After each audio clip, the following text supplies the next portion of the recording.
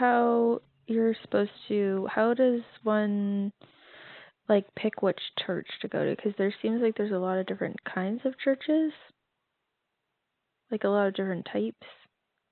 There certainly is. So I guess really it's kind of one of those things that everyone kind of has their preference. There's so many different types of religion. Like you have Catholic, of course, Baptist, Pentecostal.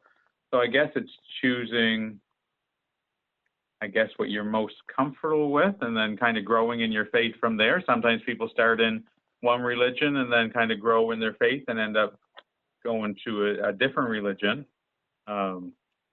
I don't know how to really answer your question in that sense. How did you pick that? What is this one? What kind of church is this? Catholic Community Church is a Pentecostal church, so Okay. we would be more kind of lively in our worship and, passionate, in even the message and the person speaking and whatnot. Some churches, would be more reserved, such as a Catholic church or an Anglican church. Those ones are more just having someone typically lead in prayer. Sometimes the congregation repeats them. Sometimes they remain silent. So the difference is really just like the style then? Is that what you mean? It is. Doctrinal beliefs are slightly different between each church as well. Depends on kind of where they're founded. Anglican church and the Catholic church kind of come from like Church of England, way more historical.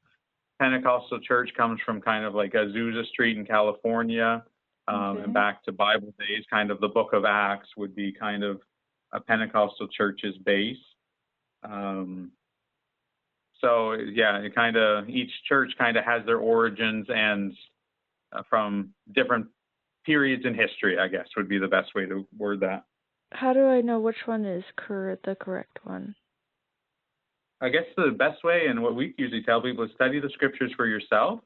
Never rely on someone else to kind of tell you as well.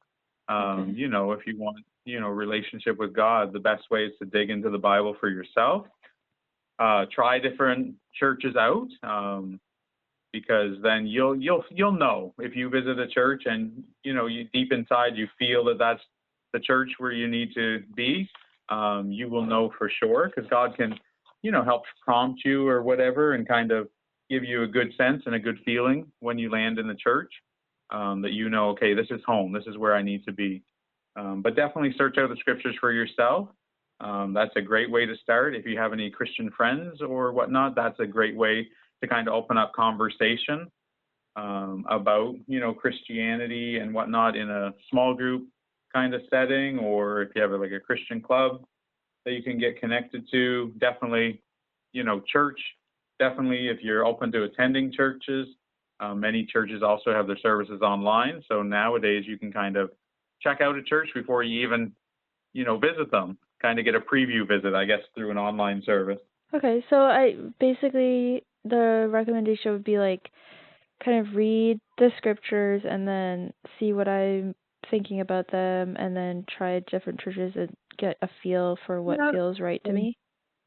Yeah, and you can really even try some churches, before you connect in the scriptures. I don't know if you're familiar with the Bible at all, if that's something that you're familiar with. Yeah, I'm familiar. Okay. So you can certainly start, there's all kinds of, even to help you. Sometimes it's hard to know, to start reading the Bible. It's like, where do I start? What do I even read?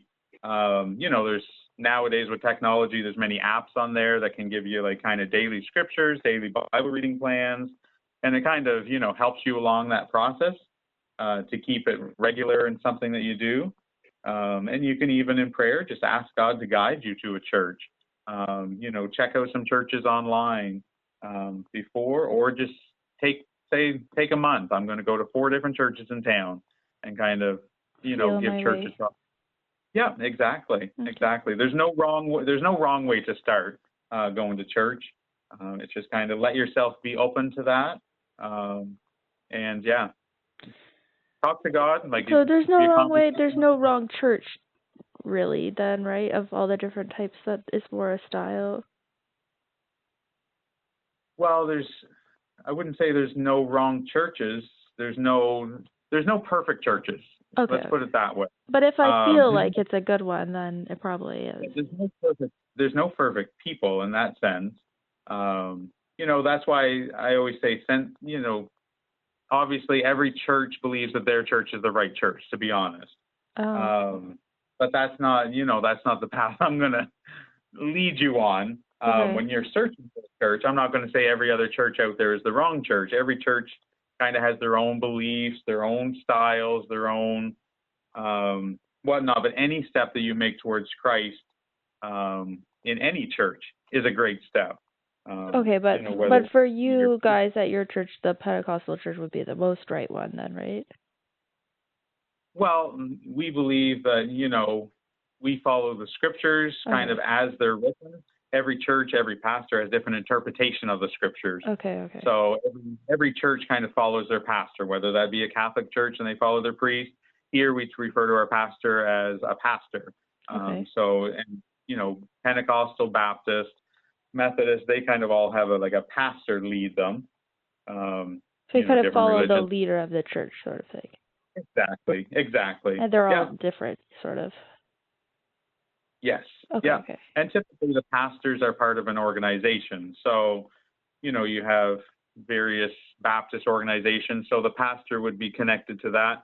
Here we have, it's called a Pentecostal organization, United Pentecostal Church International. So our pastors are members of the United Pentecostal Church International. Oh, okay. So our pastors follow the teachings of the United Pentecostal Church International, and that's what they teach kind of here in the church, if that makes sense. Yeah, okay. I have one more question, because I was raised as a Jehovah's Witness, so I'm just kind of curious.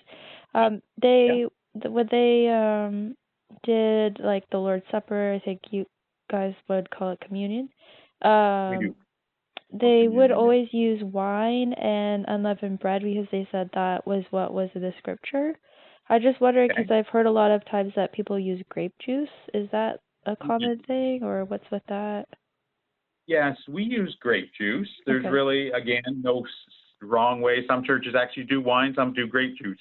Even within our fellowship, there's churches that have different kind of beliefs with that. Some do wine, some do grape juice. We do grape juice. Obviously some people don't drink alcohol, and we don't want to put that out there. Or if somebody's recovering from being an addict to alcohol, grape juice is a great alternative. So we've always done grape juice instead of wine, and that's just what we do. But again, like I said, some churches, even within the Pentecostal faith, use wine. Some use grape juice. Again, there's no wrong. I don't think there's any. It's a symbolism of it, not the actual product itself. Okay. So it's more just like the use wafers, some use soda crackers. So it's more the symbol. symbolism of it. It's the symbolism of the Lord's Supper. It's not the actual, that you have to have wine and a certain type of wafer. It's the symbolism of what you're doing. That's the importance, not necessarily what you're eating or drinking while you're doing it. Okay, so you could technically, if you didn't have grape juice, you could use water as the symbol if you had to, or something like that?